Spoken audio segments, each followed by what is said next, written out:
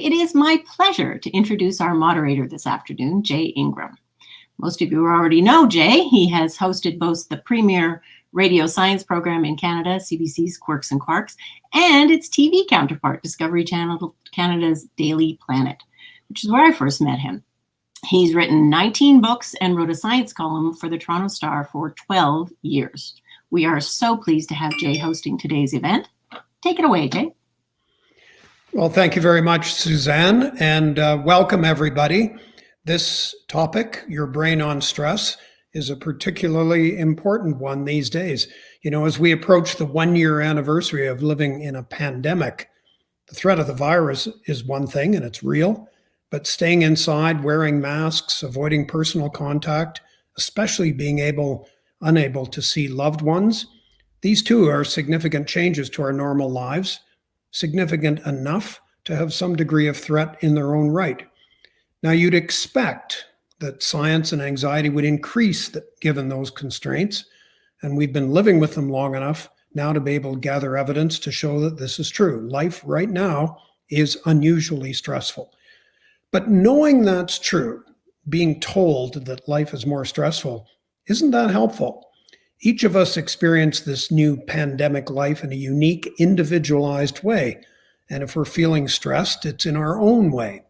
The helpful thing would be to know more about stress. What exactly is it? How does it present itself? Is it entirely mine? What influence might I be having on those I'm allowed to be around? And most important, what can I do about it? Some of the triggers might be beyond my control, like the pace of the vaccine rollout. I mean, I can go on Twitter and complain about it, but all that's really going to do is add Twitter-induced stress to my life.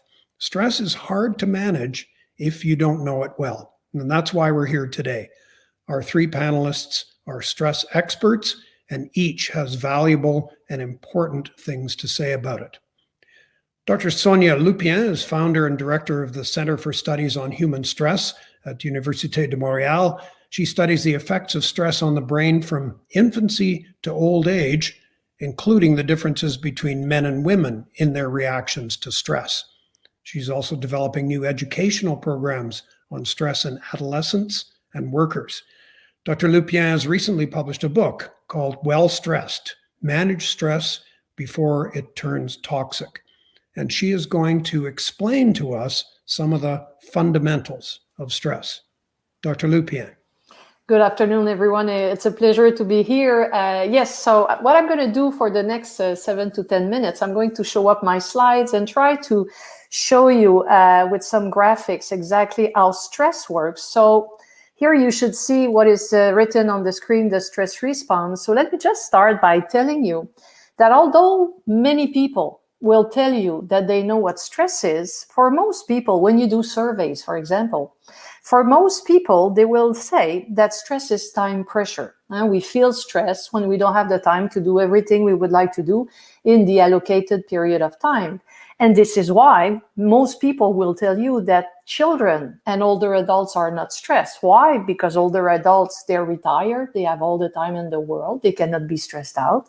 And children, you know, they don't have all these bills to pay, etc. They are not stressed out. So mostly it is adults that are very stressed out. And as you know, my colleagues will tell you after me, after my presentation, this is not true at all. What we know is that older adults are as vulnerable to adults to the effects of stress, and children as well. So in order to understand, so the first thing I want to tell you, stress is not time pressure. And when we study stress in the lab, we mostly measure what we call the biological stress response. Why? Because so many people have different definitions of stress. It's difficult to grasp a good measure of stress with just taking questionnaires, for example. So we will use the body's response to the stress. So let me explain to you in a few minutes what is the biological stress response so you can understand what's coming up next with my colleagues. So how does it work? Very simple. Your brain, and I will show you that stress starts in the brain and ends up there. Your brain is a detector of threatening information. That's the job of your brain. As I always say, your brain was not created to fill out form 111 on the corner of a desk. It will do so until there's a threat in the environment. The moment there's a threat in the environment, never will your brain allow you to continue to fill out your form 111. All your attention will go on the threat in order to allow you to do the only two things you want to do if you want to survive.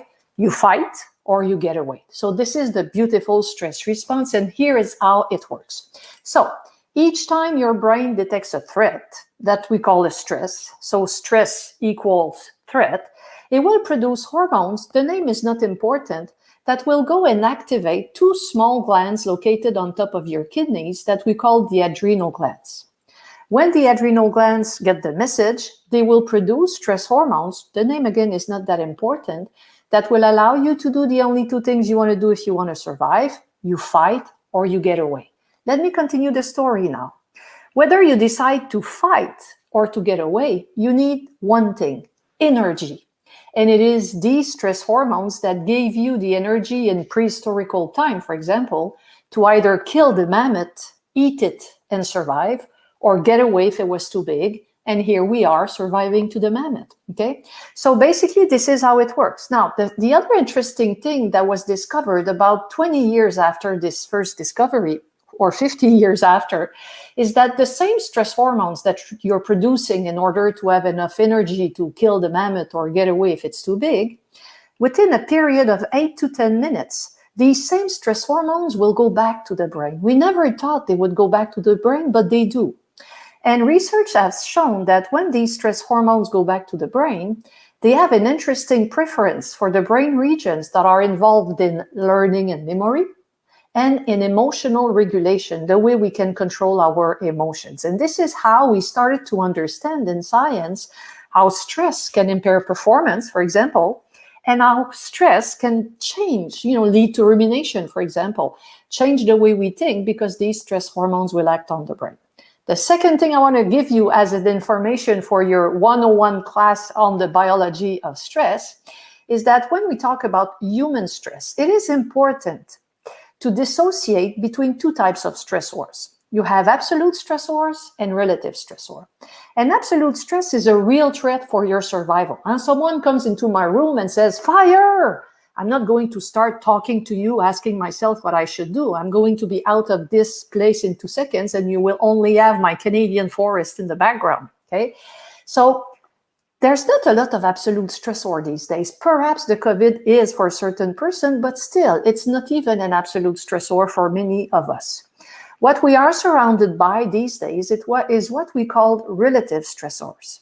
Scientists have shown that there are 4 characteristics of a situation that will induce the biological stress response that will lead you to produce these stress hormones. And whoever you are, wherever you are, whatever your job, whatever your age. I challenge you to find a situation in your life that you find stressful and that you cannot explain by at least one of these 4 characteristics. You won't be able to find one. And the last thing you want to know is that the situation doesn't need to have all 4 characteristics to induce a stress response. The more you have, the worse it is. And if there is only one thing you want to remember from my talk, it is this, and I'll give you an acronym to remember. So, in order for a situation to induce a stress response, it must be novel. It must be unpredictable or unpredicted. It must be threatening to your ego. Your ego is your personality. For example, someone questioning your capacity to do your job at the coffee machine on a Tuesday morning in front of colleagues, the little feeling you have when you go back to your office is a stress response. And finally, you must have the feeling you don't have control over the situation. Each time you're facing one of these 4 characteristics, your brain will detect a threat, a relative threat, and produce stress hormones. In order for you to remember these 4 characteristics, we always use the term nuts, don't go nuts with stress. Novelty, unpredictability, threat to your ego, and sense of low control. So this is the biological 101 class on stress. I'll stop here.